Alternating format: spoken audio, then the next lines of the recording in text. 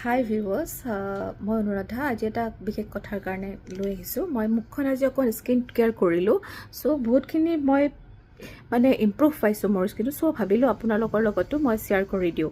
সেইটো হৈছে মামা আৰ্থৰ আপোনাৰ চিয়া বাটাৰ নহয়, চিয়া চিডছৰ হয় আপোনাৰ ফেচ পেক। আৰু স্কিনটো হাইড্ৰেট কৰে, ড্ৰাই স্কিনৰ কাৰণে খুবেই ভাল হয়।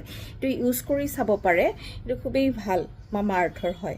আৰু লগতে মই এটা মামা আৰ্থৰ চিৰাম ইউজ কৰিছোঁ, ভিটামিন চি চিৰাম, যিটোৱে আপোনাৰ ডিপ ক্লিনজিং কৰে, লগতে দাগবিলাকো আঁতৰাত সহায় কৰে।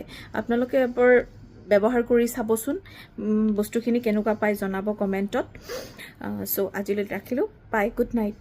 হাই ভিউৱাৰ্ছ, মই অনুৰাধা। আজি এটা বিশেষ কথাৰ কাৰণে লৈ আহিছোঁ। মই মুখখন আজি অকণ স্কিন কেয়াৰ কৰিলোঁ, চ' বহুতখিনি মই ইম্প্ৰুভ পাইছোঁ মোৰ স্কিনটো। চ' ভাবিলোঁ আপোনালোকৰ লগতো মই শ্বেয়াৰ কৰি দিওঁ।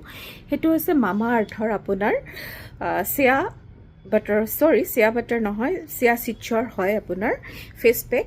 আৰু স্কিনটো হাইড্ৰেট কৰে, ড্ৰাই স্কিনৰ কাৰণে খুবেই ভাল হয়। এইটো ইউজ কৰি চাব পাৰে, এইটো খুবেই ভাল মামা আৰ্থৰ হয়। আৰু লগতে মই এটা মামা আৰ্থৰ চিৰাম ইউজ কৰিছোঁ, ভিটামিন চি চিৰাম, যিটোৱে আপোনাৰ ডিপ ক্লিনজিং কৰে, লগতে দাগবিলাকো আঁতৰাত সহায় কৰে। আপোনালোকে এবাৰ ব্যৱহাৰ কৰি চাবচোন, বস্তুখিনি কেনেকুৱা পায় জনাব কমেণ্টত। চ' আজিলৈ ৰাখিলোঁ, বাই, গুড নাইট।